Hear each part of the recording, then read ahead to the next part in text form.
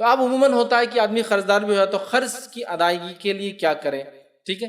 تو اس بات کو یاد رکھیے، یہ بھی جو نکات میں رکھوں گا یہ فرائض کے اہتمام اور سنت کے مطابق کرنے کے بعد ہے، خالی آپ یہ کر لیں گے تو فقر فاقہ اور قرض نہیں ہٹنے والا ہے، یہ بات کو بھی ہم سمجھیں، ٹھیک؟ اور اس بات کو بھی ہم سمجھیں کہ قرض کوئی بہت اچھی چیز نہیں ہے، یاد رکھیے یہ حلال ہے لیکن کوئی بہت اچھی چیز نہیں ہے کہ آپ بس خوشی خوشی قرض لیتے رہے بس، سب سے کچھ لوگ عادت بنا لیتے، اس لیے بول رہا ہوں، اس لیے کہ نبی اکرم صلی اللہ علیہ وسلم نے جو قرض دار تھا اور اگر انتقال کر گیا تو اس کی نماز جنازہ نہیں جب تک کہ اس کے قرض یا تو ادا نہ کیا گیا ہو یا تو کسی نے ذمہ نہ۔ اسی طرح آپ نے فرمایا اگر وہ شخص شہید بھی ہو جائے پھر زندہ ہو، شہید بھی ہو جائے پھر زندہ ہو، شہید بھی ہو جائے پھر زندہ ہو، تو بھی اللہ تعالیٰ اس کی مغفرت نہیں کرے گا جس پر قرض ہو، اس کا حساب معلق لٹکا ہوا ہی رہتا ہے 3 ٹائمز بھی ہیں۔ شہادت ویسی ایک بار ہی بہت بڑا درجہ ہے، لیکن پھر زندہ ہو جائے پھر مر جائے پھر زندہ ہو جائے پھر بھی مر جائے اور قرض دار ہو تو حساب نہیں شروع ہوتا اس کا، تو اس بات کو ذہن میں رکھ۔ تو قرض کو اچھی چیز نہیں، یہ اس لیے کہہ رہا ہوں کہ بہت سارے لوگ خوشی خوشی لیتے ہیں، سمجھ رہے ہیں؟ یہ کوئی بہت اچھی چیز نہیں، اس لیے کہ مر جائے تو پھر وصیت ہونا چاہیے، سسٹم ہونا چاہیے کہ ادا کرنے والے لوگ پیچھے کھڑے ہو، ٹھیک؟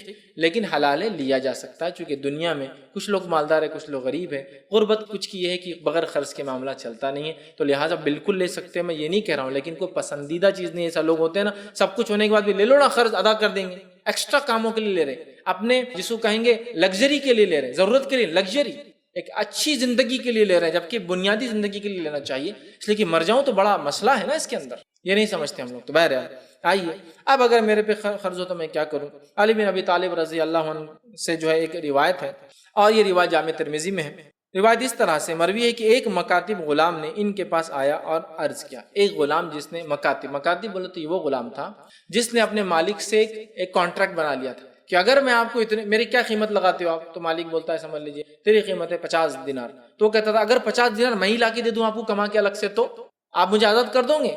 تو مالک کہتا ہاں، تو اس کا کانٹریکٹ لکھ لیا تھا۔ مکاتب غلام مطلب جس کا کانٹریکٹ لکھ لیا گیا۔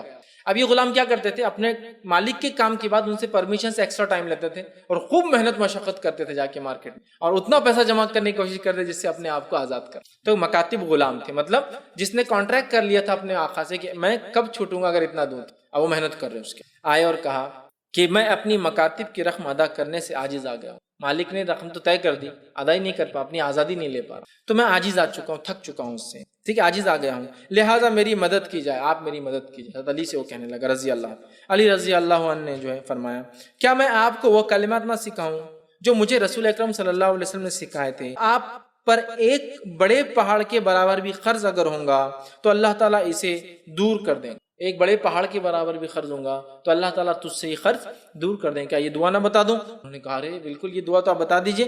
پھر جو ہے علی رضی اللہ عنہ نے دعا پڑھ کے بتایا اور کہا اللہم اکفینی بحلالک عن حرامک واغننی بفضلک عمن سواک۔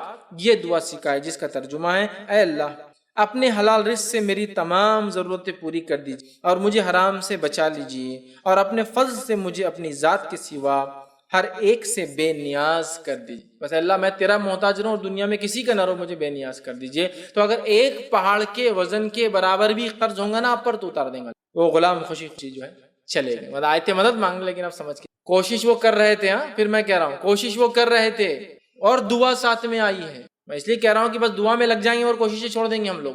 دونوں پرندے اپنے گھونسلوں سے نکلتے ہیں، خالی پیٹ تو بھر پیٹ واپس آتے ہیں، خالی بیٹھے نہیں رہتے، توکل کر کے نکلتے ہیں۔ یہاں بھی وہی ہے، کیا ہے کہ وہ کوشش کر رہے تھے لیکن نہیں ہوگا، کہا دعا بھی تو کرو، خالی کوشش ہی نہیں، دعا بھی شامل ہونا چاہیے۔ تو یہ دعا اگر پہاڑ برابر بھی ہوگا تو ہو جائیں گے۔ اسی طرح جو ہے روایت ہے ایک دن نبی اکرم صلی اللہ علیہ وسلم مسجد نبوی میں جو بیٹھے ہوئے تھے، وہاں پر جو ابو امامہ ایک انصاری صحابی آئے اور فرمایا اور کہا، آپ صلی اللہ علیہ وسلم کو جب دیکھا تو کہا ابو امامہ کیا بات ہے، مطلب وہ آئے اور بیٹھے ہوئے تھے، کیا بات ہے میں تم کو نماز کے وقتوں کے علاوہ بھی جو ہے مسجد میں بیٹھا ہوا دیکھ رہا ہوں، مطلب تو نماز کے علاوہ بھی بہت دیر بیٹھے ہو، کیا بات ہے؟ تو ابو امامہ رضی اللہ عنہ نے فرمایا اور کہا اے اللہ کے رسول صلی اللہ علیہ وسلم، مجھے غموں نے گھیر رکھا ہے اور جو ہے قرضوں کے بوجھ تلے دبا جا رہا ہوں، بہت غم ہے اور قرضوں کے بوجھ تلے دبا جا رہا ہوں، بہت پریشان، ایک تو غم دوسرے قرض کا بوجھ، دونوں مجھے پریشان کر رہے ہیں، اس لیے میں مسجد میں ایکسٹرا بیٹھا ہوا رہ رہا ہوں، ٹھیک ہے؟ نبی اکرم صلی اللہ علیہ وسلم نے فرمایا اور کہا کیا میں آپ کو ایک کلام نہ سکھاؤں کہ جب آپ اسے پڑھیں تو اللہ عز و جل آپ کی غم دور کر دے گا اور آپ کا قرض اتار دے گا؟ کیا میں تمہیں ایسے کچھ کلمات سکھاؤں جس سے تمہارا غم بھی دور اور قرض بھی ادا ہو جائیں گے؟ ٹھیک ہے؟ تو انہوں نے کہا اللہ کے رسول صلی اللہ علیہ وسلم بالکل ضرور بتائیں، اور پھر نبی اکرم صلی اللہ علیہ وسلم نے یہ دعا جو ہے ان کو سکھائی ٹھیک ہے. اور وہ بڑی دعا ہے جس کا ترجمہ اس طرح سے ہے: اللہ میں غم و حزن سے تیری پناہ مانگتا ہوں، اور کمزوری اور سستی سے تیری پناہ مانگتا ہوں، بزدلی اور بخیلی سے تیری پناہ مانگتا ہوں، قرض کے بوجھ اور لوگوں کے جو غلبے سے تیری پناہ جو ہے چاہتا ہوں. یہ دعا جو ہے نبی اکرم صلی اللہ علیہ وسلم کو وہ دعا سکھائی، تو کہا اگر یہ دعا پڑھ لے تو اللہ تیرے سارے غم دور کر دے گا اور ساری مشکلیں حل کر. دوسری دعا جامع ترمذی کی ہے، روایت کے اندر آپ صلی اللہ علیہ وسلم نے فرمایا جس کا ترجمہ یہ ہے کہ اللہ مجھ سے قرض دور کر دیجیے اور فقر اور فاقے سے میری کفایت کر دیجیے. مجھ سے قرض دور کر دیجیے اور فقر اور فاقے سے میری کفایت کر. تو وہاں بھی کیا تھا؟ مجھ سے قرض دور کر دیجیے اور فقر اور فاقے. اس لیے میں نے بھی عنوان دونوں ساتھ لے لیا، چونکہ فقر اور فاقہ قرض کو بھی لا لیتا ہے ساتھ. ٹھیک، مجھ سے قرض دور کیجیے اور فقر و فاقے سے میری کفایت کیجیے، یہ انہوں نے کی. ٹھیک ہے، تو یہ دعائیں ہم کو کرنا. اسی طرح قرض لیتے وقت یہ نیت ہو کہ قرض کو واپس دینا ہے. اگر نہ ہوں گی تو دو نقصان ہوں گے. ایک، قرض کبھی واپس نہیں کر پائیں گے، اور دوسرا نبی اکرم صلی اللہ علیہ وسلم فرمایا، مسند احمد کی روایت ہے، جو شخص اس نیت سے قرض لے کے واپس نہیں کرنا ہے وہ ڈاکو ہے، اس نے ڈاکہ ڈالا. جو شخص قرض اس نیت سے لے کے واپس نہیں کرنا وہ ڈاکو ہے. تو ایک یہ نقصان ہوا کہ آپ ڈاکوؤں میں شامل ہو گئے. دوسرا نقصان کیا ہوتا ہے؟ کبھی آپ قرض واپس نہیں دے پائیں گے. معلوم آپ کو؟ اس لیے کہ آپ نے حدیث سے فرمایا کہ اللہ نے اس شخص کا ذمہ لے لیا ہے. اس شخص کا ذمہ، اور 3 لوگوں کے تعلق سے کہا، اس کا ذمہ لے لیا ہے مالی مدد کا، جو کیا کر رہا ہو. اس میں ایک فرمایا ہے وہ غلام جو اپنی آزادی کے لیے کوشش، تو اللہ ذمہ لے لیتا ہے اس کی مدد کرنے کا کہ اس کا میں مسئلہ حل کر دوں گا، اور یہ مکاتب اگر غلام ہے تو اس کو آزادی کروا دوں. دوسرا فرمایا جو اپنے قرض لوٹانے کے لیے کوشش کرتا ہے، اللہ نے اس کی مدد کا ذمہ لے لیا.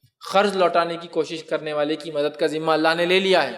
قرض دینے کی کیا فضائل ہے، نہ لوٹانے کا کیا انجام ہوگا، یہ میرا عنوان نہیں. یہ دیکھنا ہے تو میرا ایک پورا تفصیلی عنوان ہے قرض دینے کے فضائل اور نہ لوٹانے کا. لیکن آج ہم جو بات کریں صرف قرض سے متعلق بات کریں، اس کا کیسا، اس کا بوجھ سے ہم نکلیں. تو دینے والے کی کیا فضائل ہوں گے، لینے والا کیا کرے، میں وہ سب چیزوں میں نہیں جا رہا ہوں. تو اگر لیتے وقت یہ نیت ہو نہ لوٹانے کی تو آپ نے ڈاکہ ڈالا اس کے پاس، اور اگر آپ نے یہ نیت سے لی کہ مجھے لوٹانا ہے تو انشاءاللہ العزیز اللہ نے ذمہ لے لیا کہ آپ کی مدد کریں گا. تو جو شخص قرض لیتے ہیں اور یہ اس سے کہ لوٹانا ہے، اللہ تعالیٰ کا ذمہ ہو جاتا ہے کہ اللہ تعالیٰ اس شخص کی جو ہے مدد کرتا ہے. اسی طرح جو ہے کسی وجہ سے اگر آپ نہ لوٹا پائے تو اس شخص کو ضرور ملے اور بتائے کہ آپ نہیں لوٹا سکتے. ہمارے پاس کیا ہوتا ہے، جب قرض لیا آپ نہیں لوٹا سکتے، تاریخ 10 تاریخ دی گئی لوٹانے کی، اب 10 کو نہیں دیا، فون بند، اس کے نمبر کو کیا لسٹ میں ڈال دیتے ہیں، بلیک لسٹ میں ڈال دیتے ہیں. اب اس کا فون اٹھانا ہی نہیں، دینا ہے یار اپنے کو، لیکن کیا ہے وہ اب بول نہیں سکتے. تو جب آپ کسی سے قرض لیں اور نہ دے پائے تو کیا کرے؟ سب سے معلوم، اس تاریخ سے پہلے ہی اس کو کال کرے یا اس کے پاس پہنچ جائے اور اس سے معذرت، میں کیا کرنا ہے کر لو، اب سامنے ہوں لیکن نہیں دے پائے. سمجھ رہے آپ؟ معذرت چاہے. آپ اگر بھاگیں گے تو کئی نقصان اٹھائیں گے. پہلا، یہ شخص جو مالدار ہے اس لیے تو قرض دیا، یہ آپ کی شخصیت کو بدنام کر دیں گے، اور یہ فطری چیز ہے. بولیں گے اس کو مت دو، میرے لے کے آج تک بھاگ رہا اور میرے فون بھی نہیں اٹھاتا. دیکھیے آپ جس نے آپ سے قرض لیا آپ اس کے بارے میں کیا کمپلین کرتے ہیں دوسروں، یہ بولتے ہو برا آدمی ہے فلاں، آپ کیا بولتے ہیں؟ یار جو بھی ہے وہ لے کے فون کیوں نہیں اٹھاتا، بات کر کے تو بولنا. مسئلہ یہ بولتے بھی نہیں. اگر آپ نے بولے کہ میں فلاں تاریخ 10 کو دوں گا، نہیں دے پائے، ٹھیک، تو آپ 9 کو جائیے، میرے بھائی میں نے وعدہ کیا تھا کل تجھ سے دوں گا، ہو سکتا ہے تم نے کچھ ٹائم ٹیبل بنا لیا ہو، کچھ میں نہیں دے پا رہا، بہت معافی، مجھے اور مہلت دیجیے. دینے والے کو کیا اجر ہے؟ ہر روز اتنا پیسہ صدقہ کرنے کا اجر ملے گا دینے والے کو. ابھی میرا اس کے فضائل بتانا مقصد نہیں ہے، لیکن لینے والا کیا کرے تاکہ اگلی بار خرچی ملے ضرورت پڑنے پر بتائے اپنے، میں نہیں دے پاؤں گا، فون اٹھائے اس کا، بلکہ خود کرے. یہ نہیں کہ وہ فون کر کے بولے 10 تاریخ کو میرا پیسہ کہاں ہے، اس سے پیسہ لے کے اس کو کال کروا رہے ہیں، اگلی بار کون آپ کو پیسہ دیں گا؟ آپ کال کیجیے کہ میرے بھائی میں نہیں لوٹا پایا اور میں معافی ہوں، میں 1 ہفتے کی، 1 دن کی، 1 مہینے کی اور مہلت چاہتا ہوں. یہ زیادہ اچھا ہوگا کہ اس کی 2 باتیں منہ پہ سن لے اور اس کے بعد آپ اطمینان سے باقی دن گزارے. ورنہ آپ کو ہر بار دیکھنا پڑے گا، انہیں دیکھ رہا تو نہیں، آپ کو ظاہر سی بات ہے کہیں سے بھی آ جائیں گا، وہ دوسرے نمبر سے کال کریں گا، وہ راستے میں پکڑیں گا آپ کو، گھر میں صبح آ کے بیٹھ جائیں گا. اور اگر پروفیشنل دینے والا ہے تو پھر تو ہاتھ پیر توڑیں گا آپ کسی دن. اگر اس کو پتا ہے وصولی کیسی کی جاتی ہے اپنے پیسے کی تو ہاتھ پیر توڑ کے لے لیں گے. تو سب چیزوں سے آپ بچ جاتے جب آپ جا کے کلیئرلی جو اسلامک پوائنٹ آف ویو سے آ کے پہلے بول دیں کہ میں نہیں دے. ٹھیک ہے. اسی طرح جو ہے خواہ مخواہ جو ہے قرض نہ لے. یاد رکھیے صرف ضرورت پڑنے پر ہی قرض لے. بہت سارے لوگوں کو دیکھا کہ اپنے شوق کو پورا کرنے قرض لیتے ہیں اور پھر قرض کے بوجھ تلے دبے ہوتے ہیں. اس لیے قرض لینا جیسے میں نے کہا کوئی بہت پسندیدہ عمل نہیں ہے. ٹھیک ہے. اسی طرح جو ہے قرض جتنا لوٹا سکتے اتنا ہی لے. اب ہمارے پاس یہ ہوگی خرچوں کا لمٹ ہی نہیں، لمٹ لیس خرچے ہمارے. اب اکثر ہم لوگ کیوں قرض دار ہوتے ہیں معلوم آپ کو؟ کوئی شرعی وجوہات سے نہیں ہوتے. ایسا آپ نے کوئی آدمی دیکھا جو بولے یار مسجد کا کام کر رہا تھا، لے لیا قرض، بہت مشکل ہوئی لوٹانے میں. دینی درسگاہ چلا رہا ہوں یار بچوں کے لیے، بہت مشکل ہو رہی، قرض لے لیا، اس کے بوجھ تلے. نہیں ملیں گے آپ. کیسے لوگ ملیں گے؟ یار قرض لے کے بہت پریشان ہوں. کیا کے لیے لیا تھا؟ بچی کی شادی کے لیے. بچی کی شادی کے لیے آپ نے قرض کیوں لیا؟ نہیں وہ یہ تھا اور رسم وسم بھی تو ضروری تھے نا، فلاں کرنا تھا. اچھا بہت قرض تلے دبا ہوا ہوں. ارے بس تم کیوں قرض تلے دبے ہو؟ ولیمے کے لیے لے لیا میں نے. لوگوں کو بھی تو بتانا تھا نا، خاندان کا کھائے ہوئے، اپنے دنیا کا کھائے ہوئے سب کو دینا تھا نا دعوت. 10 लाख का कर ली वलीमा, फिर अब नहीं दे पा रहे वापस, वलीमे के बोझ तले दबे हैं। कोई लोग खर्च तले क्यों दबे हुए हैं? महीनों की बिदतें आ रही तो उसके लिए खर्च लिए हुए उन्होंने, ये बिदत में ये करना है, वो बिदत में वो करना है, वो बिदत में वो करना है, खर्च ले लेके किया जा रहा है। खर्च ले लेके ऐसे काम किए जा रहे हैं जो शरई भी नहीं है, गैरुल्लाह की ज़ियारतें की जा रही है, गैरुल्लाह के नाम पे चढ़ावे खर्च लेके हो रहे हैं। ऐसा खर्च कभी नजर आया कि कोई कहे कि मैंने इस आदमी को, बहुत ईमानदार है, ये मजबूर हो गया, इसका खर्च लिया अपने जिम्मे और अदा करने के लिए परेशान, मैंने फुला मस्जिद तामीर कर दी, फुला इदारे को वादा कर दिया, अब मैं परेशान हूँ, मैं चला रहा हूँ, कोशिश नहीं मिलेंगे। हमारे खर्च भी ऐसे जो बिला जरूरत है तो अल्लाह ताला भी क्या करता है, हमारी हालत ऐसी करता है कि पूरा नहीं दे पाते। गैर शरई चीजों के लिए कर रहे हैं ना, बीमार है कोई तो समझ में आ रहा है, मजबूर है समझ में आ रहा है, लेकिन हालत ये है कि बीमारी लाने के लिए खर्च लिया जा रहा है, जिसको मैं कहूंगा इतना खर्च ले रहे कि टेंशन लेके बीमार पड़ जा रहे, खामोखा शादी ब्याह ये वो, गाड़ी लेने के लिए खर्च ले रहा। अरे बेवकूफ इंसान, गाड़ी क्यों, रिक्शे से चल जाओ, गाड़ी लेके खर्च, मतलब जिस चीज में सवारी करना है वो भी खर्च। जो हम अक्सर खर्च अपनी लग्जरीज लाइफ के लिए ले रहे हैं, ये सबसे बड़ा मसला है हमारा। इसलिए मैंने कहा खामोखा खर्च ना ले। आज हम अक्सर लोग खर्च क्यों ले रहे, 5 लाख खर्च लेके मेरे को कहाँ दुबई जॉब करने जाना। अरे बेवकूफ इंसान, अपनी सलाहियत पर जा, 5 लाख खर्च लेके जाएंगा, अगर नहीं कमा पाया तो आने के बाद क्या, फिर सूद पे लेके देता, अम्मी का जेवर लेके दे रहा, शादियों के बीवी का जेवर लेके दे रहा, इसका उधर उसका उधर, और फिर 10 साल बाद भी खर्च में गया था, खर्च में डूबा हुआ आया, खर्च में डूबा हुआ। कई लोगों को मैंने देखा जो वहां जाके रोते हैं कि हम चले गए और 10 लाख रुपए खर्च लिया था वहां से, यूके चले गए तालीम के लिए, हाँ 50 लाख का खर्च लेके डॉक्टर बनने। अरे क्या करने का है, हिंदुस्तान में रहकर चपरासी बनो, ज्यादा अच्छा है। खर्च मैं कह रहा हूँ ना, बहुत बहुत अच्छी चीज नहीं कि खुशी खुशी आप उठे और 50-50 लाख के खर्च लेके चले, 10-10 लाख यूं उठा रहे, देखा जाएगा ये जरूरत वाले खर्च नहीं, ये हमने लग्जरी अपने लाइफस्टाइल मेंटेन करने। क्यों, आप क्या इंडिया में डिग्री हासिल करें तो आपको अल्लाह ताला आपके रिस्क में कम देगा क्या जितना था, और अगर यूके से किया तो अल्लाह रिस्क बढ़ा देगा। अरे जिन्होंने कुछ नहीं पढ़ा वो इतना कमाते हैं कि जो दुनिया भर कमाते देखकर उनको शर्माती है कि कुछ नहीं पढ़ने वाला भी कमाता है। इससे मैं जो लोग पढ़ाई कर रहे हैं, मेहनत कर रहे हैं, उनको नीचे नहीं दिखा रहा हूं, मैं कहना ये चाह रहा हूँ रिस्क इंसान तकदीर से लाता है मेरे भाई। कोशिश करो ना तुम, अच्छी तालीम रिस्क का जरिया बन सकती है, लेकिन तालीम से इंसान कमाए जरूरी नहीं है। देखिए एक आदमी है पता नहीं क्या क्या डिग्री हासिल किया लेकिन बिजनेस करता है, और डिग्रियों से कोई फायदा नहीं उठाया, बिजनेस कर रहा है, इतना कमा रहा है कि वो डिग्री याफ्ता लोग भी उतना नहीं कमा। समझ रहे हैं आप बात? मैं ये कहना चाहता तो ना मैं तालीम से रोक रहा हूँ, ना मैं आपको डिमोटिवेट कर रहा हूँ आपकी कोशिशों को। मैं कह रहा हूँ बात को समझो मेरे भाई, जिसको बोलते हैं होश थामो। ये हमारे खर्च जो हम लेते हैं ना, अक्सर ये वो खर्च है जो खर्च की हमको जरूरत ही नहीं शरीयत एतबार से, इसको पसंदीदा नहीं है। एजुकेशन लो खर्च, चलो बाहर, जॉब लो खर्च, लो वीजा लगाओ, एजेंट्स को ये दो वो दो। अरे मेरी भाई अपनी कैलिबर अपनी सलाहियत पे जाना, हिंदुस्तान में कमाना, क्यों खर्च लेके जाके परेशान होते हो? फिर ऐसा खर्च लो अगर लेते हो जो लौटा सको। फॉर एग्जाम्पल मैं जो हूँ, मेरे पास इतने एसेट्स है, सोना है, चांदी है, घर बार है, कि मैं अगर 10-5 लाख ले लेता हूँ उधार, जो अगर ना भी दे पाऊँ तो बस वसीयत कर दूं घर वालों को, भेज दो और दे दो मेरे मखलूक, कोई मसला नहीं ना, फिर तो इसमें कोई इशू ही नहीं है। मैं जब लग्जरी के लिए जा रहा हूँ ना, तो फिर उसके लिए तैयारी वैसी हो कि मैं चीज के लिए जा रहा हूँ जो जरूरत से ज्यादा है, इसके लिए खर्च ले रहा हूँ, पहले तो लेना नहीं चाहिए। लूँ तो फिर ऐसा सिस्टम बनाओ कि जितना लिया उतना देने की ताकत हो, कि ठीक है ये दे दो, मेरा घर ले लो बेच डालो और दे दो, सोना है मेरा बेच डालो, एसेट से मेरे, शेयर से मेरे, बॉन्ड से मेरे, ये बेच डालो और दे दो मेरा, क्या मसला। तो ये तो भी ठीक है कि समझ प्रोपोर्शन में, चूंकि मैं ये भी समझता हूँ आज के बिजनेस में बगैर खर्च के बिजनेस होता भी नहीं, और बिजनेस की नोयत के एतबार से 2, 4, 5, 10 लाख के खर्च तो आम होते हैं, डेली ट्रांजेक्शन में भी लोगों पर होते हैं, लेकिन ये वो खर्च नहीं जो शरई खर्च माना जाएगा। ये एक नोयत है, जैसा कि मैं भी बिजनेस करता हूँ तो मेरे रोज के ट्रांजेक्शन है, तो लाखों उधार देता हूँ तो लाखों का खर्च मुझ पर चढ़ता है, लेकिन वो मंथ एंड में, 3 मंथ्स में, क्वार्टरली, 6 मंथ में, ईयरली वो मेंटेन हो जाते हैं। मतलब ऐसा नहीं होता कि वो आदमी साल भर वाला में डूब गया, नहीं वैसा नहीं होता। वो बिजनेस की नोयत है, साल भर के आखिर में उसने मेरा खर्च भी देगा जो लिया, मैं इनका खर्च भी दे दूंगा। इन खर्च समझते ना आप किसको मैं बोल रहा हूँ, जो आप लेते जिसके बोझ तले आप दब जाते। ये डेली ट्रांजैक्शन में आने वाले अखराजात ये खर्च नहीं, ये वो चीज जिसके बोझ तले आप दब जाते हैं, जिसका बोझ महसूस कर सकते हैं आप अपने। कई लोगों को मैंने देखा खर्च के बोझ से उनके बाल सफेद हो जाए, वो बोझ समझ में आता है, जिल्द उनकी ढीली पड़ जाती है, सोचने और समझने की सलाहियत कम पड़ जाती है। खर्च समझ रहे हैं, मैं वो बोलना चाह रहा हूँ। तो कोई पसंदीदा चीज नहीं है, और अक्सर आज हम खर्च लग्जरी जीने के लिए, अच्छी जिंदगियों के लिए ले, तो खर्च जितना लौटा सकते हैं उतना लेना चाहिए। याद रखिए जितनी चादर है उतने पैर फैलाए, आम जबान में कहूँगा, याद रखिए। और खर्च को मामूली समझ के, शौक़ की वजह से ना ले, ज़रूरतों के लिए बहुत अशद ज़रूरतों में ले। मैं जानता हूँ एक ज़माना था, ये आज का सूद खोर ज़माना नहीं, याद रखिए, इंटरेस्ट बेस्ड सिस्टम नहीं, लेकिन एक ज़माना था आज से 25-50 साल पहले का। आप अगर किसी को खर्च का बोल देना, उसके आंख पे कांटे खड़े हो जाते। तो मरना पसंद है, खर्च नहीं लूंगा। और आज की हालत है, जीना है तो खर्च ही लेते रहो बस। आज हमारा सिस्टम है, जीना है तो खर्च लो, उसके बगैर जीना थोड़ी होता है। ये इंटरेस्ट बेस्ड इकोनॉमी का नतीजा है। मखरूज जिंदगी गुजारे। आपको मालूम यूरोप और अमेरिका में یہ نسل جو گزر رہی ہے اتنی مقروض ہو چکی ہے کہ ان کی آنے والی نسل بھی اگر چکانا چاہے تو نہیں چکا سکتی. آنے والی نسل اکنومیکلی غلام پیدا ہونے والی. مانو اب حالت یہ چکی امریکہ اور یورپ میں کہ ان کا ڈیپٹ، ان کا ادھار ان کے نسلوں پہ ٹرانسفر ہو رہا ہے. گارنٹر ہوتا تھا نا پہلے، میں اپنے گارنٹر ہوں، اب گارنٹر نہیں ہے، تمہاری اگلی نسل کو دینا ہے. وہ یہ لیول پر وہ قرض پہ آ چکے، معلوم، یہ لیول پر قرض پر آ چکے. ری فائنینسنگ نہیں، ری فائنینسنگ سسٹم چل رہا ہے.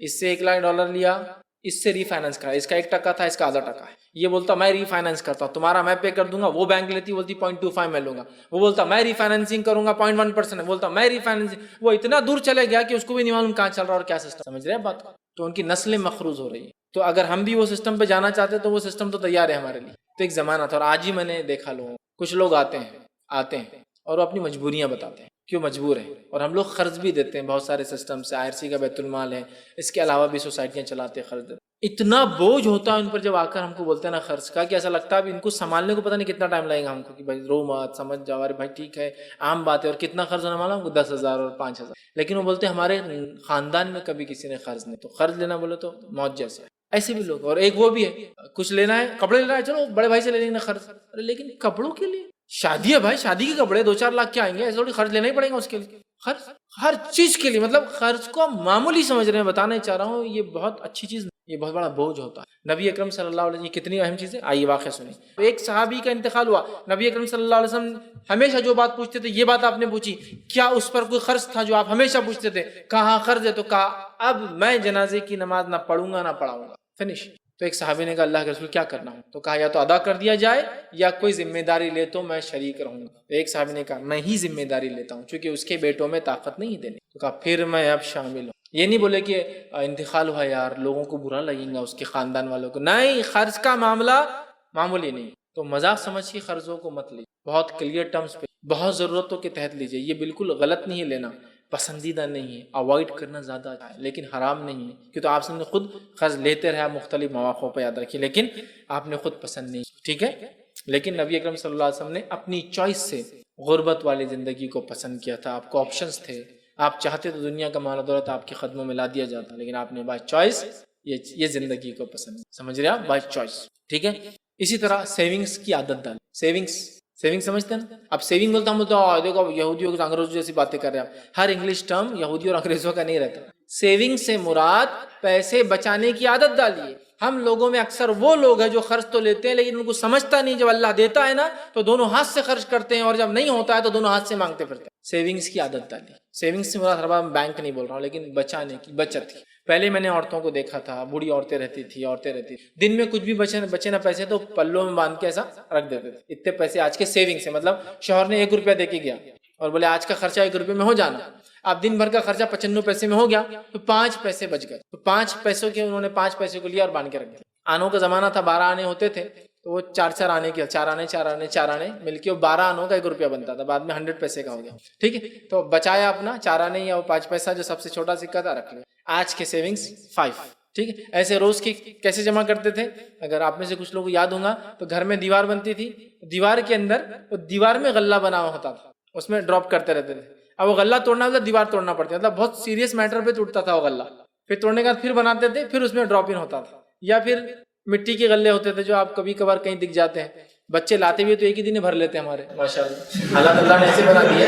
ہمارے بچے اگر غلہ لاتے بھی تو ایک ہی دن بھر جاتا. ابا چل ڈالو، دوسری بار مطلب وہ ٹول ٹیکس کے اور ڈالو، اور تیسری اور ڈالو، امی ڈالو، اور سکے تو ہونا ہی نہیں، نوٹیں ڈالو پوری اس کے اندر، دادا نانا پورے محلے سے ایک ہی دن بھر دے رہے. لیکن وہ زمانہ تھا، میں نے غلے لوگ لا کے رکھتے تھے. اچھا غلے بھی ملتے تھے تو وہ غلوں کے بارے میں پوچھا جاتا تھا کتنے روپے غلہ ہے، تو وہ بولتا تھا 25 روپے آئیں گے، مطلب اتنے پیسے جمع ہوں گے 25 روپے تک ہو سکتے ہیں. مطلب غلے میں چونکہ سکے ہیں نا اتنا ہیوی، چھوٹا بڑا بڑا بڑا اتنے بڑے رہتے ہیں، اس میں 200 روپے تک آئیں گے. چونکہ سکے بہت چھوٹے اور ہیوی ہوتے تھے، مطلب 5 پیسہ 10 پیسہ 20 پیسہ 25 پیسہ 50 پیسہ روپیہ تک ہوتا تھا نا. پھر 2 روپے کا سکہ آیا، پھر 5 کا آیا. وہ تو ابھی زمانہ، مطلب 2 روپے بہت بڑا سکہ ہوتا تھا، یاد رکھ. پھر نوٹیں آئی 1 روپے کی اور 2 روپے. تو سکے جمع کرنا، سیونگز ہر روز کی پلوں میں رکھ دیا، دیواروں میں رکھا، غلوں میں ڈالا. پھر یہ ضرورت پڑنے پر سیونگز ہوتی ہے. اور یہ بڑی اہم چیز، کفایت شاعری کرنا کنجوسی نہیں ہوتا. کنجوسی اور کفایت شاعری میں ایک بہت تھوڑا سا فرق ہے، صرف یاد رکھیں. اس فرق کو سمجھنا پڑتا ہے زمین زمانہ حالات کے اعتبار سے. سمجھے؟ ویسا ڈیفائنڈ نہیں کہ یہ کنجوسی کفایت شاعری، وہ ایک بہت باریک لائن ہے. جس کو آپ سمجھ سکتے ہیں. جیسے کہ ایک آدمی کاڑی جلائے اور کاڑی سے چولہا جلا لے, ٹھیک ہے, اور اسی کاڑی سے دوسرا چولہا جلا لے, کفایت شاری, کیا مسئلہ؟ اور کتنا کنجوس ہے, دونوں ایک دوسرے جلا رہا, نہیں کنجوس نہیں, کفایت شاری, جلا لیا یہ بھی جلا لیا. ہاں کنجوسی یہ شامل ہو سکتا ہے شہروں کے ماحول کے اندر کہ ایک آدمی کاڑی جلائے, چولہا جلا کے جلی ہوئی کاڑی پھر اٹھا کے رکھے بجھا کر, پھر اگلی بار یہ چولہا جلانے کے بعد اس سے بجھی ہوئی کاڑی ادھر رکھ کے پھر بجھی ہوئی سے بازو والا جلائے. ہاں سمجھ رہے, یہ کنجوسی ہو سکتا ہے شہروں میں کہ ایک کاڑی سے آپ چولہا جلا کے پھر اس کو رکھ رہے کاڑی کو, پھر اگلی بار اچھی کاڑی سے چولہا جلا لیا, اگلا چولہا جلانا ہے تو یہ پرانی بچی ہوئی کاڑی کو ڈالے, رسک ہے, ہاتھ جل سکتا ہے آپ کا, جب آپ چولہے کے نیچے برتن لگ سکتا ہے, اننیسیسری, یہ کنجوسی میں ہو سکتا ہے. لیکن کسی علاقے میں یہ بھی کفایت شاری میں آ سکتا ہے. بس ایک موٹا ایگزامپل, چونکہ یہ ڈیفائن نہیں کر سکتے کنجوسی کیا ہے اور کفایت شاری, بہت تھوڑا سا ڈفرنس ہوتا ہے, وہ آپ زمین زمان حالت سے سمجھ. تو کفایت شاری کی سیونگز, غلے, ڈبے, بینک اکاؤنٹس ہوتے ہیں آج کل آپ لوگوں کے پاس, کچھ بھی سسٹم ہو سکتا ہے. کفایت شاری سیونگز کیجئے. آج جو اللہ نے فراوانی دی ہے کل ہو سکتا ہے وہ, جیسے آج سمجھ لیجئے میں ایک لیبر ہوں, ٹھیک ہے, آج کام بہت اچھا ہے, لیبر ورک خوب چل رہا ہے, لیکن اب ریتی بند ہو جاتی ہے, کبھی سیمنٹ کا پروڈکشن کبھی کمپنیاں روک دیتی, پھر کیا ہوتا ہے 2-3 مہینے لیبر خالی ہو. تو جب وہ لیبر کام پر ہے, جو کہ سال کے 8 مہینے کام چل رہا ہے اور 4 مہینے بند ہے, بارش زیادہ ہوگی تو ریتی نہیں مل رہی ہے, سیمنٹ کمپنی نے بند کر دیا, لوہا بند ہو گیا, مہنگا ہونے سے کنسٹرکشن ورک رک گیا, ہوتا ہے نا ایسا, یہ سب چیزیں انڈیا میں کامنلی ہوتی ہے, ٹھیک. تب کیا کریں گے, وہ دور جس نے محنت مشقت کی 8 مہینے, اس میں اتنی سیونگ کرے کہ یہ 4 مہینے پھر یہ کفایت, اور یہ ضروری ہے. سیونگز کی عادت ڈالے عورتیں اور مرد, انشاءاللہ اس کے بڑے فائدے. رقم بڑی چھوٹی دی, لیکن وہ کچھ زمانے میں چلتے اگر رہی تو بڑی جاتی. ایک مثال چھوٹی سی دیتا ہوں.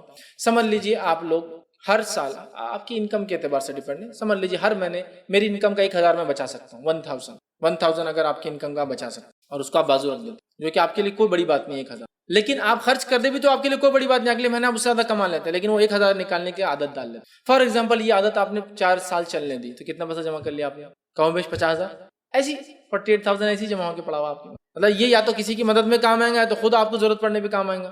اور یہی عادت آپ نے اٹھا کے رکھی تو سسٹمیٹک آپ ڈالتے رہے 1000 روپے, ایک خالی ایک مثال دے رہا ہوں میں, اور آپ نے آپ کی بچے کی پیدائش سے کام شروع کیا اور ڈالتے رہے. دیکھیے یہ توکل کے خلاف نہیں ہے سیونگز. کہ آپ بولیں گے ابھی تو توکل کی بات ہو رہی ہے, ابھی سیونگز کی بات ہو رہی ہے. توکل کے خلاف نہیں ہے چیزوں کو سیو کر کے رکھنا, منافی نہیں ہے کہ اگر آپ جنگ میں جا رہے ہیں تو جنگ سے پہلے تیاری کرنا, اور ہارنے کی بھی اور جیتنے کی بھی, یہ منافی نہیں ہے توکل کے. اس لیے کہ نبی اکرم صلی اللہ علیہ وسلم نے خود اپنے زندگی میں کئی جنگوں کے پلانز بنائے, جس میں ریٹریٹ پلان بھی تھے کہ اگر ایسا ہوتا ہے تو ہم ادھر سے نکلیں گے. تو یہ منافی نہیں ہے توکل کہ پہلے سے پلان کرے کہ ایگزٹ کیسا کریں گے, ہم کو ایگزٹ کر کے پھر آنا ہے واپس, بھاگنا نہیں ہے وہ, لیکن پلان اس طرح سے ایگزٹ کا, سمجھ رہا, یہ منافی نہیں ہے. تو کوئی ابھی تو آپ توکل کا پڑھے تو ابھی سیونگ کا پڑھے, نہیں, یہ میں کفایت شاری کی بات کر رہا ہوں. اس کے فوائد بڑے, جمع کرتے رہے, کچھ سالوں میں 10 سال میں چلی بچے کو نہیں کام آئیں گے, اللہ آپ کے حالات اچھے سے اچھے بنائے, لیکن کسی اور کی مدد کر سکتے ہیں اس پیسے سے, اپنے لیے کچھ نیا کام آ سکتا ہے. یہ 10 سال میں کتنے ہو جائیں گا یہ پیسہ, آپ سمجھیے. بڑی رقمیں ہوتی ہے, چھوٹی چھوٹی سیونگز بہت بڑی بن جاتی ہے.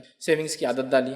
اسی طرح جو ہے جب آپ سفر کو جائے اور اگر آپ مقروض ہو تو وصیت کر کے جائے کہ میں نے ان سے لیا ہو بچوں, میں نے لیا سے ابا, میں نے ان سے لیا امی, میں نے ان سے لیا بیگم, بتا کے جائے. شادی نہیں ہوئی تو بھائی میں نے ان سے لیا ہوا, میں جا رہا ہوں سفر پہ, کچھ ہوتا ہے تو جب فلاں چیز میری ہے اس کو بیچ کے ان کو دے دینا چاہیے, وصیت کرنا چاہیے. جب قرض ہو آپ پر اور آپ سفر پہ جائے کرے تو آپ کو وصیت کر کے جانا چاہیے کہ میرا یہ اگر ہو جائے تو میرا یہ کر دینا چاہیے. یا آپ بیمار ہو جائے, لگے کہ بیماری بڑھ رہی ہے, تب بھی وصیت کر دیا آپ کی میں نے یہ لیا ہوں قرض, بلکہ عادت ڈال لیا آپ قرض لکھ لیا کیجئے, لین دین میں لے دے تو لکھ لیا کیجئے, تاکہ کچھ بھی ہو جائے تو پیپر باقی ہوتے ہیں. اور وہ اسی طرح جو ہے قرض کو اچھے انداز سے لوٹائے. نبی اکرم صلی اللہ علیہ وسلم نے فرمایا تم میں سب سے بہتر وہ ہے جو لوٹانے میں سب سے اچھے, تم میں سب سے اچھے وہ جو لوٹانے میں سب سے اچھے. سمجھ رہے ہیں بات کو, تو اب اچھے سے لوٹائے, سب سے بہترین انداز سے لوٹائے. ہمارے پاس کچھ لوگ قرض لیتے اور لوٹاتے وقت بولتے ہیں احسان تھوڑی کرے تھے, تھا تو مانگے تھے اور تم نے دیے تھے, لو.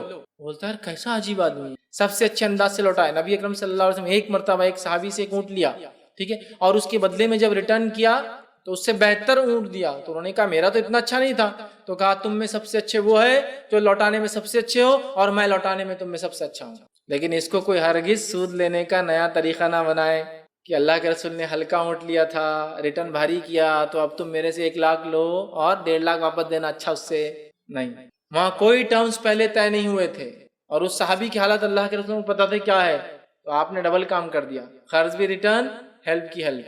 معلوم آپ, اللہ کے رسول کی عادت تھی. ایک مرتبہ نبی اکرم صلی اللہ علیہ وسلم ایک صحابی کے ساتھ بیٹھے تھے, اور آپ کسی کو نیچے نہیں دکھانا چاہتے قرض کے بوجھ تلے. صحابی کے ساتھ اونٹ پر تھے. آپ نے کہا اللہ کے رسول کیا ہوا, نکاح وغیرہ ہو گیا کیا, شادی وغیرہ, چونکہ نوجوانوں کی مسائل ہوتے ہیں, کہ اللہ کے رسول کہاں سے کروں شادی, پیسہ ہی نہیں ہے. کہا اچھا ٹھیک ہے, غربت ہے. تو کہا ٹھیک ہے, کچھ ہے بیچنے کرنے کو تاکہ تمہاری غربت حل ہو جائے, پیسہ ہے. تو کہا یہ اونٹ ہے. کہا کتنے میں دوں گے؟ کہا کہ 20 میں دوں گا. تو آپ نے فرمایا 20 دینار بہت زیادہ ہو رہے ہیں, تھوڑا کم کرو, 10 میں دے دو. اسی طرح کا کچھ مطلب ایگزیکٹ فگرس مجھے یاد نہیں, تھوڑا کم میں دے دو, 20 میں دے دو, 10 میں کر دو. تو کہا نہیں اللہ کے رسول مجھے تو 40 کی ضرورت ہے, پھر بھی 20 میں بیچ رہا ہوں. یہ اللہ کے رسول صلی اللہ علیہ وسلم کا طریقہ تھا اس سے معلوم کرنے کا کتنے کی ضرورت ہے اس کو. کیا کیا, 20 بولا تو کہا 10 میں کچھ 40 کی ضرورت ہے, پھر بھی 20 میں, چونکہ اونٹ کی قیمت 20 سے زیادہ نہیں آئیں گی, بٹ میری نیڈ تو 40 ہے, تب میں شادی بھی کر سکوں گا اور میرے حالات ٹھیک. کہا ٹھیک ہے. آپ نے کہا میں نے اونٹ کو خرید لیا, میں نے اونٹ کو تم سے خرید لیا. پھر جب گھر پہنچے تو اللہ کے رسول صلی اللہ علیہ وسلم نے ان کو 20 دیے, 20 دینار دیے, چونکہ 20 کا بات ہوئی تھی, 20 دینار دیے اور کہا تحفے میں اونٹ میرے طرف سے. ہو گئے 40. یہ پھر اونٹ بک جائیں گا 20 میں, ان کے 40 مل گئے. تو آپ نے ایسی مدد کی ادھار, مطلب خرچدار بھی نہیں کیا, سودا کیا, سودا کر کے سودے کو واپس لوٹا دیا, معلوم بھی کر لیا کتنا چاہیے. تو دیکھیے نبی کے رسول چونکہ اس طرح کی آپ کی عادت تھی, وہ 20 کہا, انہوں نے کہا 10, آپ نے انہوں نے کہا نہیں میری 40 ضرورت ہے. آپ کو پتا اونٹ کی قیمت لیکن 20 سے اوپر نہیں تھی, 20 دے کے اونٹ خرید لیا, سودا اونٹ کا ہو گیا. جب اونٹ سے اترے تو کہا اونٹ تحفے میں تم, اب یہ اونٹ 20 کا پھر بک جائیں گا, ان کا حاجت پوری ہوگی. تو اس طرح کی سوچ رکھنے والے لوگ تھے, قرضدار نہیں کرتے تھے, مقروض نہیں بلکہ ہیلپ کی نہیں چلتا. تو بہرحال قرض کو اچھے انداز سے لوٹائے, بیسٹ جو بھی پاسبل ہو سکتا ہے اچھے انداز سے اس کو واپس لوٹائے. اور یاد رکھیے قرض جب لوٹائے تو قرضدار کا ضرور شکر ادا کرے کہ اس نے آپ کی ایسے وقت میں مدد کیا, اور اس کے لیے دعا خیر بھی کیا کیجیے کہ اللہ تعالیٰ اس کے مال جان برکت دے, اس لیے کہ اس نے آپ کی ایسے وقت مدد کی, وہ بھی پیسے سے. تاکہ یاد رکھیے آپ کی حدیث بھی ہے, اور اگر غائبانہ سامنے بھی کہے اس سے احسان مندی نظر آتی ہے, غائبانہ بھی کرے, چونکہ غائبانہ دعا کا اثر زیادہ ہوتا ہے سامنے بولنے کی. آپ کی حدیث ہے جب کوئی مومن بندہ اپنے مومن بھائی کے لیے غائبانہ دعا کرتا ہے, یہ دعا اللہ رد نہیں. اور ایک روایت میں فرمایا جب کوئی مومن بندہ اپنے بھائی کے لیے دعا کرتا ہے تو فرشتے اس کے لیے آمین کہتے ہیں اسی الفاظ پر, مطلب اس کے لیے, مطلب یہ کہہ رہا ہے اللہ میرے بھائی کا مسئلہ حل کر, تو فرشتے بولتے ہیں اللہ اس کا مسئلہ حل کر. مطلب جو دعا وہ بھائی کے لیے کریں گا وہ دعا فرشتے اس کے لیے کریں. تو کتنا اچھا طریقہ ہے, دوسروں کے لیے کرو اور اپنے لیے کرواؤ. وہ فرشتے کر رہے ہیں, آمین بھی کہہ رہے ہیں اس پر.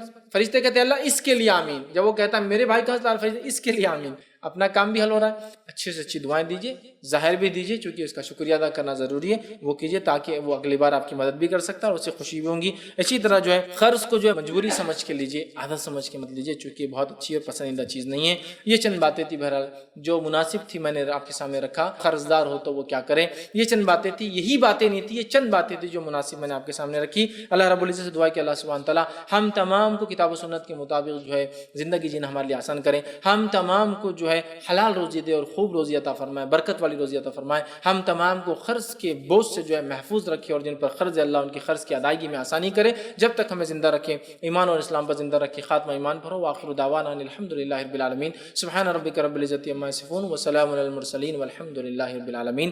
بسم اللہ الرحمن الرحیم. الحمد للہ رب العالمین والصلاة والسلام علی خاتم النبیین والمرسلین. رب اشرح لی صدری ویسر لی امری واحلل عقدۃ من لسانی. اما بعد. السلام علیکم. فائز بھائی, جو شخص اپنی دکان یا گھر کسی کو کرائے سے دیتا ہے اور اس سے 1 مہینے کا کرایہ ایڈوانس یا کچھ ڈپازٹ لیتا ہے, کیا وہ بھی قرض میں شامل ہوں؟ اس سے جو لے رہا ہے. بھائی نے ایک سوال کیا کہ ایک شخص جو ہے اپنی دکان یا مکان کرائے سے دیتا ہے تو وہ اس سے جو چیز لیتا ہے اس کے عوض, کیا جیسا کہ 1 منتھ ایڈوانس رینٹ یا ایڈوانس رینٹ جس کو بول رہے ہیں, یا پھر جو ڈپازٹ لیتا ہے, تو کیا یہ بھی قرض ہے؟ تو یاد رکھیے اس میں 2 صورتیں. سوال کے پہلے حصے کی 2 صورتیں اور دوسرا حصہ الگ ہے, مطلب سوال خود 2 حصوں میں. پہلا, اگر ایڈوانس رینٹ لیتا ہے اور advance rent as a deposit لیتا ہے, فار ایگزامپل کوئی یہ کہ مجھے ایڈوانس 6 منتھ رینٹ چاہیے جو کہ ہمیشہ ایڈوانس رہیں گا, تو 6 منتھ رینٹ کیسے ایڈوانس ہو سکتا ہے؟ یہ ایک ٹائپ کا ڈپازٹ ہو گیا. فار ایگزامپل دکان ہے 20,000 روپیز پر منتھ, اب 6 منتھ ایڈوانس رینٹ مطلب 1,20,000 لے رہا ہے, لیکن یہ 1,20,000 ایڈوانس رینٹ 1 آدھ مہینے کا ہو سکتا ہے, چھوڑنے سے پہلے آپ بولیں گے پھر چھوڑ دیں گے, یا 2 مہینے. یہ ایک طرح کا خود ڈپازٹ بن جاتا ہے. تو اب یہ لینے اور دینے والے کی نیت پر ساری چیزیں ڈیپینڈ ہے. ابھی ایک تو ہوتا ہے کہ چلن ہے تو وہ اب نام بدل دو, مثال کے طور پر چیز کچھ ہے نام بدل دو, اب ڈپازٹ کو ایڈوانس رینٹ بولو تو پھر یوز کرنے میں بھی آ جاتا ہے, لیکن دونوں کے ذہن میں کہ یہ ڈپازٹ ہے ایڈوانس رینٹ نہیں ہے, تو میں چاہوں گا کہ وہ کلیئر ہو. لیکن جنرل سینس میں ایڈوانس رینٹ کا معنی ہوتا ہے 1 مہینے کا ایکسٹرا. ایڈوانس رینٹ خرچ نہیں ہوتا ہے. ایڈوانس رینٹ یہ آپ نے کسی چیز کے عوض اس کا جو پیسہ آنا تھا اس کے یوز کے عوض وہ آپ نے پہلے لیا, آپ بالکل اس کو استعمال کر سکتے. ٹھیک ہے, تو advance rent as such in general جو بالکل ہم بولیں گے وہ آپ بالکل لے سکتے ہیں اور وہ استعمال کر سکتے ہیں, چونکہ وہ آپ کی چیز کے استعمال کے عوض آپ نے وہ چیز لے لی. سمجھ؟ یا ایڈوانس رینٹ جب بھی درست ہو سکتا ہے جب چیز 1 سال 2 سال 3 سال کے لیے جاتی ہے، فکس ہوتا ہے، یا پھر آپ اتنی اس کے پیچھے لاگت کر دیتے ہیں کہ اگر وہ استعمال کرے یا نہ کرے آپ کو اتنا لینا پڑتا ہے. سمجھ رہے ہیں بات کو؟ آپ کو اتنا لینا پڑتا ہے. اس شکل میں بھی جو آپ ایڈوانس رینٹ بول کے 1 سال کا لیں گے وہ آپ پورا یوز کر سکتے ہیں، اس لیے کہ وہ عوض ہے، وہ کرایہ. سمجھ رہے ہیں بات کو؟ یہاں بھی وہ درست ہو جائے گا. ایک دوسرا جو ڈپازٹ لیتے ہیں آپ، ڈپازٹ مطلب اس کے عوض کوئی چیز ایز اے گارنٹی، اس کو ہیوی ڈپازٹ بھی بولتے ہیں، آج کل یہ ڈپازٹ بولتے ہیں. مثال کے طور پر آپ میری دکان استعمال کریں گے اور اس دکان کے بدلے میں کیا کروں گا، آپ کو کہوں گا کہ 2 لاکھ ڈپازٹ رکھیں. یہ ڈپازٹ ایز اے گارنٹی ہے کہ آپ دکان پہ قبضہ نہیں کریں گے، بھاگ کے نہیں جائیں گے، یا رینٹ کو وہ نہیں کریں گے، نقصان نہیں پہنچائیں گے. ایز اے گارنٹی جو ایڈوانس جو پیسہ آپ لیتے ہیں as a deposit, as a guarantee جو لیا جاتا ہے، یہ قرض ہے آپ پر. اس کو آپ صرف گارنٹی کے طور پہ رکھ سکتے ہیں، اس کا استعمال کر کے فائدہ اٹھانا بھی آپ پر جائز نہیں. پھر وہ سود میں آ جائیں گا نا، کیونکہ اس کے پیسے سے آپ فائدہ اٹھا رہے ہیں جبکہ اسے کرایہ تو آپ برابر لے رہے ہیں. سمجھ رہے ہیں؟ فار ایگزامپل آپ نے بولا کہ میری دکان ہے، اس کے بدلے مجھے 5 لاکھ ڈپازٹ چاہیے، اس لیے کہ لوگ نقصان کرتے ہیں، رکھ لیتے ہیں، نکلتے نہیں ہیں، تکلیف دیتے. تو اگر آپ 5 لاکھ لیتے ہیں تو یہ 5 لاکھ اس کے آپ پر ادھار ہے، قرض نہیں بولیں گے، ادھار ہے. لیکن دوسرے شکل میں دیکھا قرض چونکہ آپ استعمال کر سکتے ہیں، ادھار استعمال نہیں ہوگا. مطلب آپ نے صرف ایز اے گارنٹی لی ہے لیکن وہ آپ پر ادھار ہے، اس کو دینا ہے لیکن اس کو آپ استعمال نہیں کریں گے. اگر آپ اس کو استعمال کرتے ہیں اور اس سے کچھ بینیفٹ ہوتا ہے تو پھر آپ کو بینیفٹ کو کرائے میں سے کم کرنا ہوگا، پھر وہ جائز ہوگا. اور یہ بھی بتا کر ہوگا. بہت سے لوگ یہ مثال دیتے کہ نبی اکرم صلی اللہ علیہ وسلم نے زکوٰۃ کے اونٹ کا دودھ کسی کو استعمال کے لیے دیا. میرے بھائی زکوٰۃ کے اونٹ کا دودھ کسی کو استعمال کے لیے دینا ایک الگ ہی شکل ہے، اس لیے کہ جانور کو کچھ دینا پڑتا ہے تو وہ آؤٹ پٹ بھی دیتا ہے. اور اگر جانور کا دودھ نہ دھویا جائے تو وہ بیمار ہو کے مر بھی جائیں گا، خراب ہو جائیں گا. معلوم جانور کا آپ دودھ نہیں دھوئیں گے، 1-2 دن دودھ سڑنا شروع ہو جاتا ہے اندر. سمجھ رہے ہیں؟ تو دودھ نکالا جائے گا تو جانور ان پٹ بھی لیتا، آؤٹ پٹ بھی. اس کے ایگزامپل ایسا ہو سکتا ہے کہ میں کہوں کہ آپ کے بھیڑ بکریاں میرے پاس رہیں گی امانت گروی، آپ جب تک میری وہ چیز استعمال کر رہے تھے، تو یہ بکریوں کو چارہ کون ڈالیں گے؟ میں ڈالوں گا، تو دودھ بھی میں لے سکتا ہوں. پھر تو یہ اس چیز سے فائدہ نہیں، اس چیز کو مینٹین کرنے سے فائدہ ہے. جیسے کہ صحابہ ایک دوسرے کو گھوڑا دیتے تھے، گھوڑا کہ میرا گھوڑا تم رکھ لو. بہت مہنگی چیز گھوڑا بولے تو کار، عربی گھوڑے کار سے بھی مہنگے. آج بھی عربی گھوڑے 10-20 لاکھ سے کم میں نہیں، کار دے رہا ہے. تو اب ظاہر سی بات ہے جب وہ گھوڑا دے رہا ہے تو گھوڑے کو اس صحابی کو کیا کرنا پڑے گا؟ زندہ رکھنا ہے، پالنا بھی پڑے گا. تو جب وہ گھوڑے کو کھلائیں گے تو گھوڑے کی رائڈ بھی کریں گے. سمجھا آپ؟ لیکن ایسا کوئی کام نہیں کریں گے کہ اس کے استعمال سے ایکسس ہو جائے جس سے گھوڑے کچھ ہو جائے. سمجھ رہا؟ تو یہ جانور ایک الگ شکل. اس کی ایک مثال یہ بھی لے سکتے کہ آپ پیسہ لے رہے ہیں، اس پیسے کو مینٹین کرنے کچھ اخراجات آ رہے ہیں آپ کو. سمجھ رہے ہیں؟ فار ایگزامپل آپ کسی سے 5 لاکھ روپے اگر ڈپازٹ لے رہے ہو اور اگر آفیشیل بزنس کرنے والا آدمی ہے تو آپ کو چیک سے دیں گا. جب چیک سے دیں گا تو آپ کو اکاؤنٹ میں مینٹین کرنا پڑیں گے، یا تو ادھار بتائیں گے یا تو اس نے پھر ایڈوانس پیمنٹ یا جو بھی بتائیں گے آپ اس کے اگینسٹ آپ کو ٹیکسز دینا پڑیں گے، یا پھر اس 5 لاکھ کا آپ کو زکوٰۃ دینا پڑیں گے. 5 لاکھ جو آپ نے لیے، ظاہر سی بات ہے طے کرنا پڑے گا نا. وہ بولیں گے آپ کے پاس ہے پیسہ تو آپ زکوٰۃ دو اس کی، کیونکہ آپ کے پاس پڑا ہے نا، میرے پہ استعمال میں بھی نہیں آ رہا ہو پیسہ، تو آپ نے رکھ لیا ڈپازٹ کے طور پر. یا پھر وہ ادا کریں گا تو بولیں گا کہ آپ مت کرو، میں کرتا ہوں. تو کچھ اخراجات آ رہے ہیں تو دیکھا جائے گا، اتنے اخراجات لیے جا سکتے ہیں. لیکن ہمارے پاس کیا ہو رہا ہے، 10 لاکھ روپے لے لیتے ہیں. 10 لاکھ پہ میں دوسری دکان خریدتا ہوں ایک دوسری جگہ، اس کو یہ ایریا میں دکان دیتا ہوں، ٹھیک ہے. پھر وہ 10 لاکھ پہ دکان لے کے اس کا فائدہ بھی اٹھا رہا ہوں. جب یہ آئیں گا دیکھا جائے گا، اس کو دیا جائے گا. تو آپ جب کوئی چیز گروی ایز اے گارنٹی رکھ رہے ہیں، 10 لاکھ روپے میری دکان کی گارنٹی ہے، تو اس کو آپ کو رکھنا پڑے گا. اس کا استعمال جائز نہیں جب تک کہ میوچولی آپ بات نہیں کرتے. اور میوچولی بات کر کے یہ بولتا ٹھیک ہے 10 لاکھ کو آپ استعمال کرو، لیکن اس کے بینیفٹ میں 50% کا پارٹنر رہوں گا، میوچل ہوں گا. لیکن اب وہ بولے نہیں بھائی میوچل انڈرسٹینڈنگ پہ یہ بول رہے کہ آپ 10 لاکھ کو استعمال کرو، آپ ادھار دے رہے، پھر اس کو 10 لاکھ استعمال کرنے، اس کے عوض آپ دکان لے رہے. لیکن لینے والا اگر اس لیے 10 لے رہا کہ میری دکان کا فائدہ اٹھا رہا تو میں 10 لاکھ ڈپازٹ لوں گا، تو پھر لینے والے کی نیت میں خرابی، اس لیے کہ وہ ایک قسم کا سود ہو رہا ہے، اس لیے کہ وہ نفع آ رہا نا آپ کو اس پیسے سے، جبکہ پیسہ کسی اور کا ہے. تو یہاں اس بات کو سمجھنے کی ضرورت ہے. تو ڈپازٹ جو آپ لیتے ہیں اس کو آپ اٹھا کے رکھ دیں گے، ٹھیک ہے. اگر اس پر کوئی کاسٹ انکر ہو رہی ہے تو اس کو بتائیں گے اتنی انکر ہو رہی ہے، مطلب اتنا لگ رہا ہے میں لے لوں گا اس میں سے، یا پھر اس کو رکھیں گے امانت کے طور پر. اس کا استعمال آپ کے لیے درست نہیں ہے، اگر استعمال کرتے ہیں تو اس کا فائدہ پھر اس کو پہنچانا چاہیے جس کی وہ چیز ہے. یا پھر میوچولی انڈرسٹینڈنگ کے ساتھ ہو رہا ہے کہ بھائی ہیوی ڈپازٹ میں نے آپ کو دیا ہے، لیکن آپ کیا کیجئے وہ ڈپازٹ کو واپس کر دیجئے ایز اے انویسٹمنٹ، پھر میں آپ کو دیتا ہوں، پھر آپ اس کے انویسٹمنٹ کو لگائیے، ہم دونوں میوچل پارٹنر رہیں گے اس کے اندر، جو بھی بینیفٹ ہوتا ہے. یہ تو پھر ایک شکل چینج ہو گئی، پھر پارٹنرشپ ہو گئی. گارنٹی پہلے دی گئی تھی، پھر لے لی گئی، پھر انویسٹمنٹ کے طور پہ دیا گیا، اب آپ پارٹنر ہیں پروفٹ اینڈ لاس کے اندر، وہ ایک الگ شکل ہے. لیکن اگر ڈپازٹ آپ لیتے ہیں، ایک دم پلین لینگویج میں کہوں گا جو آج کل چلتا ہے، ڈپازٹ لیتے تو پھر آپ اس کا استعمال نہیں کر سکتے، اس کو صرف ڈپازٹ کے طور پہ رکھیے. جب وہ دکان چھوڑ دے تو اس کو اس کا ڈپازٹ واپس. کسی نے سوال کیا کسی سے قرض لیا ہو اور دیتے وقت یاد نہ ہو کہ کتنی رقم لی گئی ہو، لینے والے اور دینے والے بھول گئے تو اس حالت میں کیا ایک پیمانہ کر کے زیادہ دے سکتے ہیں؟ مثلا 15,000 قرض ہوا اور بھول جائے تو دینے والا 20 دے سکتا ہے کیا؟ گھر کے ہی رشتہ داروں سے لیا گیا ہو قرض. کسی نے سوال کیا، قرض لیا، لینے والے نے کتنا لیا یاد نہیں، دینے والے نے کتنا دیا یاد نہیں، میوچول تھے، رشتہ دار تھے، سوچا نہیں سمجھا نہیں، کر دیا. اس معاملے میں کیا کریں؟ تو میں یہ کہوں گا غالب گمان جو آتا ہے آپ اتنا دے دیں. زیادہ تر جو لگتا ہے جس طرف گمان جاتا ہے اس طرف آپ بڑھے اور دے دیں. مثال کے طور پر غالب گمان یہ آ رہا کہ شاید 20,000 لیے تھے ہم نے ایک دوسرے سے، وہ بولا بھائی کوئی بات نہیں آپ جو دینا ہے دے دیجئے. غالب گمان جس پہ آپ کا زیادہ گمان جا رہا ہے کہ ایسا ہوگا، اتنے لیے ہوں گے، وہ غالب گمان کے بنیاد پہ دے دیں.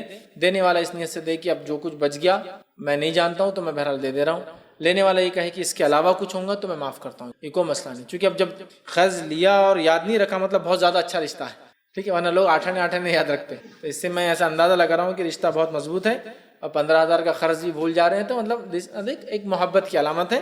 تو دینے والا پھر غالب گمان جو ہو دے دے. اور جیسے انہوں نے کہا 15 کا گمان ہے لیکن 20 دے رہے ہیں، بہت اچھی بات ہے نا، اچھا ہے نا، زیادہ دیجیے بھائی، ہو سکتا ہے میرے طرف نہ آ جائے تو لے لو، اس میں بھی کوئی ماشاءاللہ کوئی حد نہیں. چونکہ دیتے وقت کوئی طے نہیں ہوتا کہ 15 کے 20 دی جائیں گے. تو اب آپ سوچ رہے غالب گمان 15 لیا ہوں گا تو چلو اب کچھ بڑھ کے دینا چاہیے چونکہ ان کا لیا یاد بھی نہیں آ رہا ہے، میں بھی. تو اس شکل میں جو بہتر کیفیت آپ کو نظر آتی ہو آپ دونوں میوچولی انڈرسٹینڈنگ کے ساتھ کر لیں.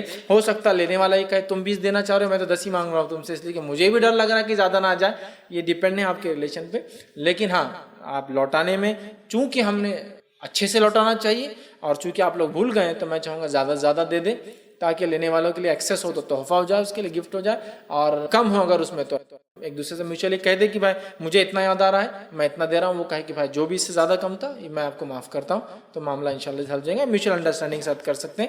ویسے تو خرچ پورا معاف بھی کیا جا سکتا ہے، آپ زائد بھی دے سکتے ہیں، وہ مسئلہ نہیں ہے. لیکن چونکہ آپ حساب کرنا ہی چاہ رہے ہیں تو بہرحال حسن ظن جو سب سے زیادہ ہے وہ کیجیے اور غالب گمان رکھتے ہوئے ان کو دے دیجیے. اور ایک دوسرے کو یہ کہہ دیجیے کہ بھائی اب ہم نے معافی مانگ لی، ایک دوسرے کو معاف کر دیجیے کہ میں نے کم دیا ہوگا تو معافی چاہتا ہوں، اور وہ کہے میں نے زیادہ کر لیا ہوگا تو معافی چاہتا ہوں. یہ خرچ ختم ہے، کوئی مسئلہ نہیں. کسی نے ایک سوال کیا کہ منت صرف دین کے لیے مانگ سکتے ہیں یا پھر دنیا کے لیے بھی؟ مطلب انہوں نے منت کے تعلق سوال کیا، کوئی منت مانگتا ہے تو کیا دین کے لیے مانگے یا دنیا کے لیے؟ دیکھیے ایک مومن کے لیے ساری چیزیں دین ہے، کوئی دنیا نہیں ہے اس کے لیے. ہاں دنیا میں رہتے ہو دین پہ چلتا ہے نا، تو آپ کی ساری منتیں کچھ نہ کچھ وہ دینی ہی ہوں گی. جیسا کہ حلال روزی کے لیے منت مانگی، نیک اولاد کے لیے منت مانگی، کسی کام کی ہونے کے لیے منت مانگی. منت کے تعلق سے ایک بات یاد رکھیے، منت مانگنا اللہ کے رسول صلی اللہ علیہ وسلم نے پسند نہیں کیا، لیکن کوئی کر لے تو اس کو پورا کرنا واجب ہے. نبی اکرم صلی اللہ علیہ وسلم فرماتے اللہ تعالیٰ منت کے ذریعے بخیل سے پیسہ خرچ کروا دیتا ہے. وہ خرچ نہیں کرتا ہے نا، لیکن منت مانگنا پسندیدہ نہیں ہے، لیکن کرنا جائز ہے. کر لے تو پورا کرنا واجب ہے. سمجھ رہے آپ بات کو؟ کہ تو صحابہ کی ایک صفت قرآن نے بتائی، منت کرتے ہیں، نظر مانگتے تو پوری کرتے ہیں. تو لہٰذا پسندیدہ نہیں ہے لیکن کر لے تو آپ کو اس کو پورا کرنا پڑے گا. تو لہٰذا آپ نے کوئی منت مانگی تھی، کوئی دینی کاز یا دنیا مطلب ایگزامس کے لیے مانگ لی، اس کو دنیا میں کاؤنٹ کر رہے ہیں ہم سمجھ لیجئے، تو بہرحال اس کو بھی آپ کو پورا کرنا پڑے گا. لیکن منت کا جائز ہونا شرط ہے، ورنہ حرام چیزوں پہ منت مانگ کر آپ اس کے لیے پورا کرنے کے لیے نہیں بلکہ اس منت کو تو آپ کو توڑ کر کفارہ ادا کرنا چاہیے. ٹھیک ہے. دوسرا انہوں نے کہا شکرانے کی نماز کیسے پڑھتے ہیں؟ تو شکرانے کی نماز کے نام سے کوئی نماز نہیں ہے. جو نماز انسان کسی کام کے ہونے پر اللہ کے شکر میں ادا کرتا ہے اسے شکرانہ بولتے ہیں. تو شکرانے کی کوئی نماز نہیں. آپ کو کوئی خوشی ہو آپ 2 رکعت پڑھ لے، اس کو عام زبان میں انڈیا پاکستان میں شکرانے کی نماز بولتے ہیں، لیکن ایسی نماز کوئی سنت سے ثابت نہیں شکرانے کی نماز. ٹھیک ہے. لیکن اللہ کے شکر میں نماز پڑھنا، نبی اکرم صلی اللہ علیہ وسلم غم ہوتا، خوشی ہوتی، مصیبت آتی، پریشانی آتی، جنگ ہوتی، آپ نماز پڑھتے، حدیث میں آتا ہے. ٹھیک ہے. تو شکرانے کی نماز اگر آپ اس کو بول رہے ہیں تو بہرحال پڑھ سکتے ہیں، لیکن ایسی کوئی نماز آپ کو صلاۃ الشکر بول کے کوئی باب میں کسی فقہ میں نہیں ملے گی. ٹھیک. مطلب کوئی خوشی ہو آپ نے جا کر، ہاں شکرانے کا سجدہ ثابت ہے، سجدہ شکر جس کو بولتے ہیں. ٹھیک ہے. وہ ثابت ہے کہ ایک انسان کو خوشی ہو تو اس پر شکر کرتا ہے اللہ کا اور سیدھے سجدے میں گر جاتا ہے. لیکن افسوس کی بات ہے سجدہ شکر بھی ہمارے پاس ہوتا ہے تو کہاں ہوتا ہے صرف، اور کب دیکھا ہم نے وہ پاکستان کی ٹیم جیت گئی تو اس کے پلیئر نے کر لیا، سینچری مار دیا تو اس نے سجدہ کر لیا. اس کے علاوہ تو دیکھے بھی نہیں ہم نے. سجدہ شکر بہت سارے لوگوں نے اگر دیکھا تو وہ پاکستانی پلیئروں کو کرتے ہوئے دیکھا، اس کے علاوہ تو دیکھے بھی نہیں ہم نے، کیونکہ ایسا کانسیپٹ ہی نہیں. عبادتوں میں بہت ساری عبادتیں انڈیا پاکستان میں مخصوص ہے، وہی ہم کرتے ہیں اور وہی ہم کو پتا ہے، اس سے ہٹ کر نہیں پتا ہم کو، ہے نا. سجدے کی 3 قسم، ایک سجدہ تلاوت، ایک سجدہ شکر اور ایک نماز کا سجدہ. ویسے سجدے کی اوورال 2 قسمیں، ایک سجدہ تعظیمی اور سجدہ شکر، سجدہ تعظیمی اس امت کے لیے جائز نہیں ہے، پچھلی امتوں میں تھا، تو لہٰذا وہ آپشن ہمارے لیے ختم ہو گیا۔ سجدہ اب جو عبادت کا سجدہ ہے ہمارے لیے، اس میں 3 چیزیں ہیں، ایک سجدہ نماز کا، ایک سجدہ تلاوت جو قرآن پڑھنے کے بعد ہم کرتے ہیں اس میں سجدے آتے ہیں، اور ایک سجدہ شکر۔ تو سجدہ شکر ثابت ہے لیکن شکرانے کی نماز نہیں ہے، لیکن کوئی اللہ فضل دے دے اپنا، اس پر آپ 2 رکعت پڑھ لے شکرانے کے طور پر اللہ کے اس فضل کی نعمت کے اس پہ، تو بہرحال آپ کر سکتے ہیں۔ اگر اس کو آپ شکرانے کی بول رہے تو انشاءاللہ یہ کیا جا سکتا ہے۔ آگے کسی نے سوال کیا اشراق اور اوابین کی نماز ایک ہے یا پھر الگ الگ؟ تو دیکھیے اشراق، چاشت اور اوابین یہ 3 نماز ایک ہی نماز ہے جس کو 3 ناموں سے پکارا جاتا ہے۔ اس کا عربی نام ہے صلاۃ الضحیٰ۔ صلاۃ الضحیٰ یہ ظہر سے پہلے، زوال سے پہلے پڑھی جاتی ہے، فجر کے بعد طلوع آفتاب سے لے کر زوال کے پہلے تک پڑھے جانے والی نماز کو بولتے صلاۃ الضحیٰ، جیسے عشاء کے بعد سے لے کر فجر تک پڑھی جانے والی نماز کو بولتے قیام اللیل۔